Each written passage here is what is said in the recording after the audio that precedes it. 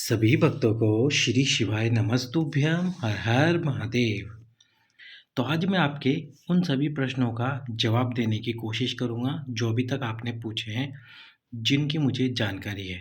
फिर भी यदि आपका कोई प्रश्न रह जाए और आपको उस प्रश्न का जवाब न मिल पाए, तो फिर आप कमेंट बॉक्स में अपना वो प्रश्न लिख देना। कोशिश करूँगा उस प्रश्न का जवाब देने की। अभी तक जितने प्रश्न मेरे पास आए हैं उन सभी प्रश्नों का जवाब मैं देने की कोशिश कर रहा हूँ। पर सबसे पहले आप एक छोटा सा प्यारा सा कार्य कर दो, इस वीडियो को लाइक करने का, चैनल को सब्सक्राइब करने का और इस वीडियो को अधिक से अधिक लोगों के पास में शेयर करने का। क्योंकि जितने से अधिक लोगों के पास में ये वीडियो शेयर होगा, उतने ही लोगों की कृपा आपके ऊपर होगी। क्योंकि हो सकता है कुछ लोगों को इस उपाय के बारे में ज्ञात ना हो, और जब उपाय के बारे में ज्ञात ना हो तो फिर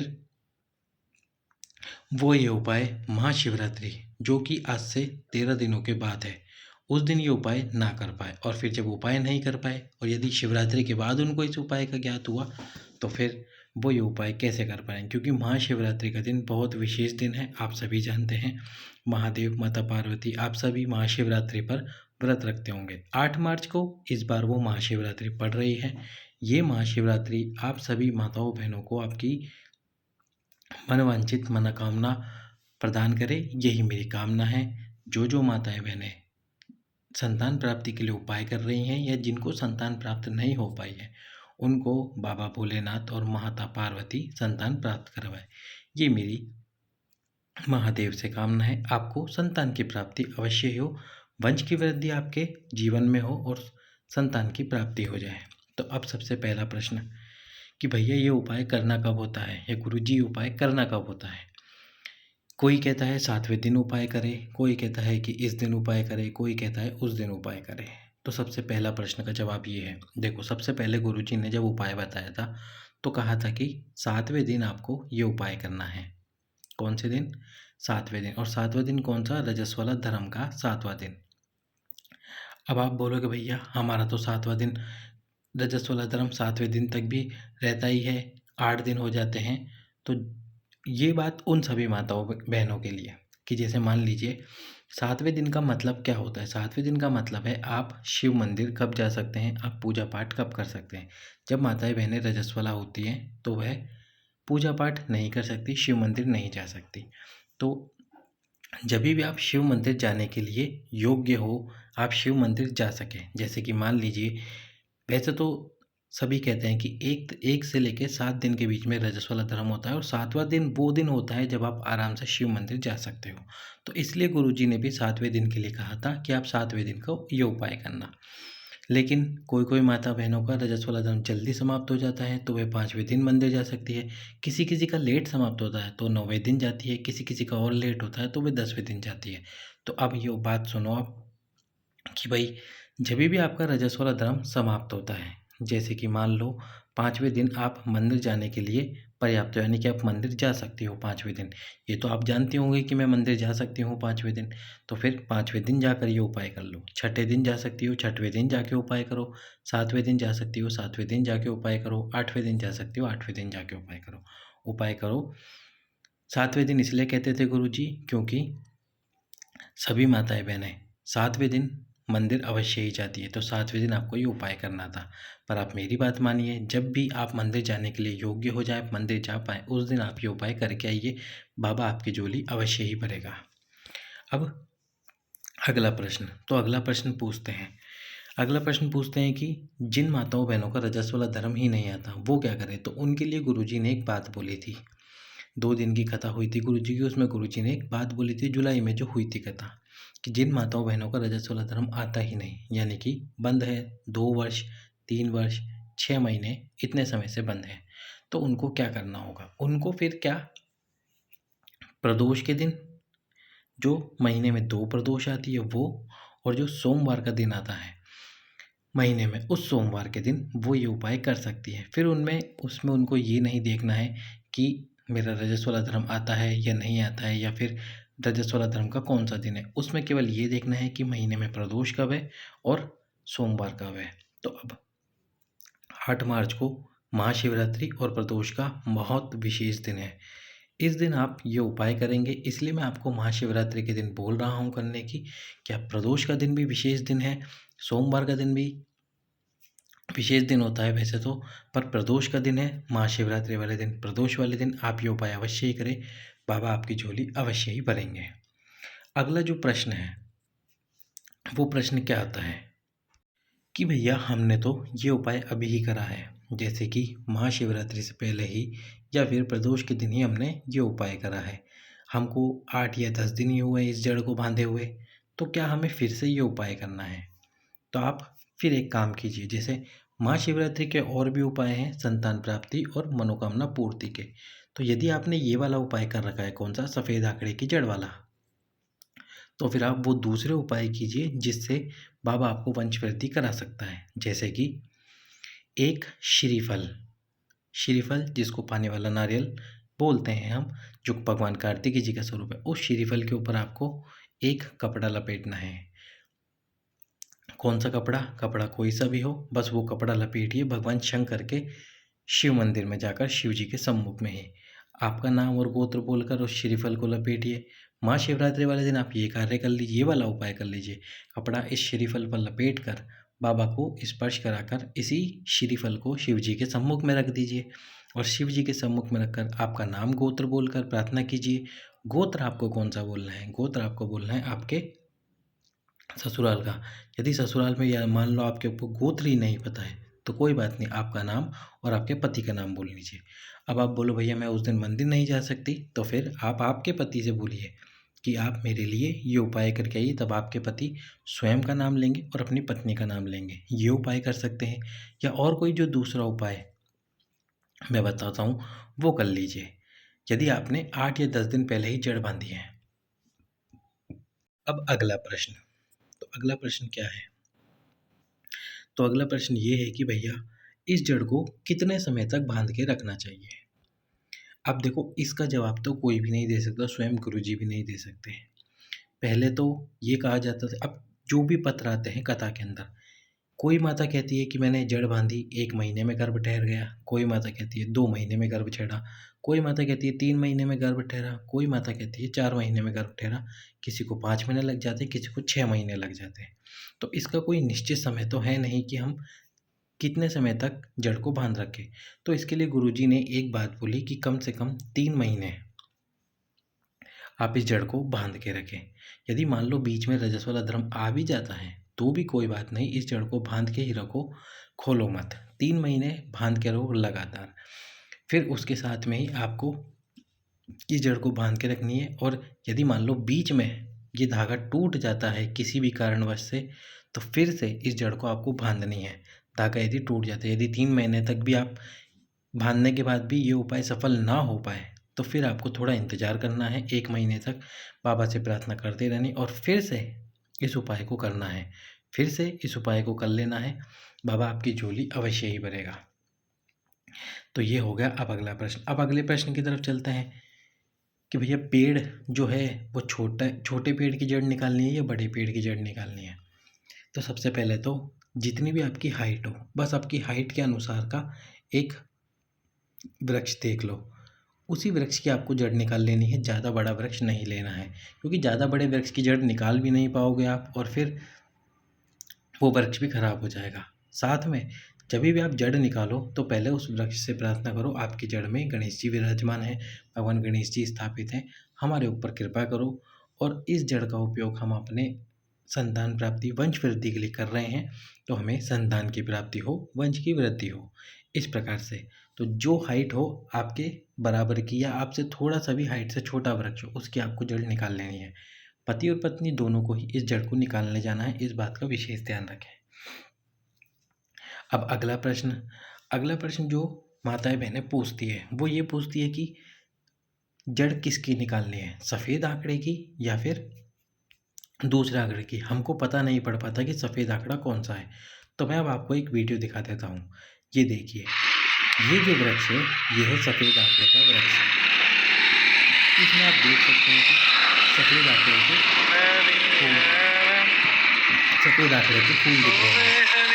तो ये सफ़ेद आंकड़े का वृक्ष होता है। और एक होता है गुलाबी आंकड़ा, जिसका भी मैं आपको फ़ोटो दिखा देता हूँ। जैसा आप ये देख रहे हो, ये सफ़ेद आकड़े का पुष्प होता है, ये सफ़ेद आकड़े का वृक्ष होता है और ये सफ़ेद आकड़े के पुष्प हैं, जिसकी आपको जड़ निकालनी होती है। अब इसी की तरह एक होता है गुलाबी कलर का आंकड़ा या फिर पर्पल कलर का आंकड़ा। इसकी जड़ आपको नहीं निकालनी, देख सकते हो आप स्क्रीन पर। जिस वृक्ष में ये फूल मिल जाए उसकी आपको जड़ नहीं निकालनी, केवल और केवल सफ़ेद कलर वाले आंकड़े की ही आपको जड़ निकालनी है। अब जड़ निकालने के बाद में उस जड़ को पति और पत्नी दोनों को उपाय करना है। अब अगला प्रश्न, किस दिन करना होता है, इसकी मैं आपको जानकारी दे ही चुका हूँ। रजस्वला धर्म के 7वें दिन, या मैंने आपको जो बताया कि जब भी आप शिव मंदिर जा सके उसी दिन आपको ये उपाय कर लेना है। दूसरा, किस और यदि मान लो आपका रजस्वला धर्म नहीं आता है तो फिर आप सोमवार या प्रदोष के दिन इस उपाय को अवश्य ही कीजिए। यदि हाल ही में ये उपाय करा है 15 दिन 10 दिन पहले, तो फिर से उपाय ना करें, इंतज़ार करें 2 महीने 3 महीने उपाय के सफल होने का।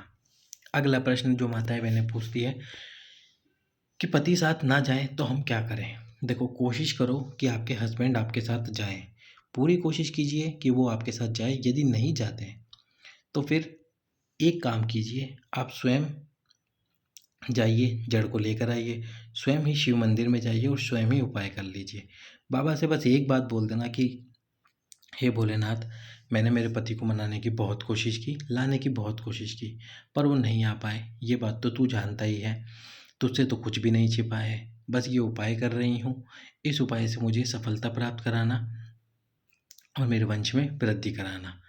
कर सकते हैं, पर यदि मान लीजिए आपने सारे प्रयास कर लिए, उसके बाद भी आपके पति नहीं जा रहे हैं, तो फिर ये उपाय आप अवश्य ही करें अकेले जाकर।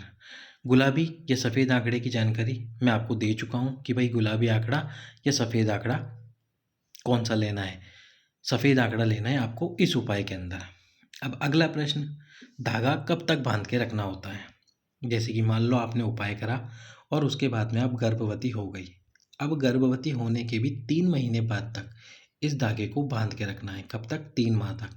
जैसे ही 3 माह पूरे हो जाए उसके बाद में आपके आसपास में जो भी वृक्ष हो, उस वृक्ष के नीचे उस धागे को और जड़ को खोलकर रख देना है। किसी भी वृक्ष के नीचे रख सकते हो, कोई विशेष वृक्ष का वर्णन गुरुजी ने अभी तक नहीं किया है। यदि करते हैं तो उसकी जानकारी मैं आपको अवश्य ही दूंगा। अगला उपाय, पीपल के पत्ते प्रतिदिन समर्पित करने होते हैं। हाँ, प्रतिदिन समर्पित करने होते हैं। इसका सलूशन मैं आपको आगे दे दूंगा। यदि आप पीपल के पत्ते प्रतिदिन समर्पित ना कर पाए तो फिर क्या करें। अब अगला अगला जो प्रश्न है, यदि उपाय के बाद बाय मिस्टेक से यदि उपाय किया हमने और उपाय करने के बाद में हम गर्भवती हुए, लेकिन पूरे 9 माह नहीं हो पाए, हमारा मिसकैरेज हो गया, तो क्या करें। यदि मान लो कि आपको ऐसा लगता है कि ऐसा हो सकता है, वैसे तो आप प्रतिदिन जल चढ़ाते रहो शिव जी पे, एक बेलपत्र खाते रहो नंदी जी के पीछे की तरफ बैठकर। जैसे कि ये नंदी जी हैं, इनके पीछे की तरफ बैठकर एक बेलपत्र खाते रहो, शिव जी पे जल चढ़ाते रहो और जल चढ़ाते रहो प्रतिदिन। पर फिर भी यदि आपको ऐसा लगता है या आपके साथ एक बार पहला हो चुका है, तो क्या करना है, फिर आपको एक श्रीफल लेना है। अब इस श्रीफल पे जो माताएं बहनें हैं उनकी हाइट के बराबर का मूली का धागा वो लेना है और उस मूली के धागे को तुमरुकेश्वर महादेव, कौन से महादेव, तुमरुकेश्वर महादेव का स्मरण करते हुए लपेटना है इस श्रीफल पे। तुमरुकेश्वर महादेव का स्मरण करते हुए श्रीफल पे लपेटना है और फिर शिवलिंग को स्पर्श कराकर रख देना है। ये उपाय है उनके लिए जिनका गर्भ पूर्ण प्राप्त नहीं हो पाता, पूरी तरह गर्भ प्राप्त नहीं हो पाता, उनके लिए ये उपाय है। यदि गर्भवती हो जाए तो फिर आप ये उपाय एक बार अवश्य ही कर ले बाबा के सम्मुख में, तुमरुकेश्वर महादेव तुमरुका जी का नाम लेकर, नारी के हाइट का यानी कि लंबाई के बराबर का मूली का धागा लेकर।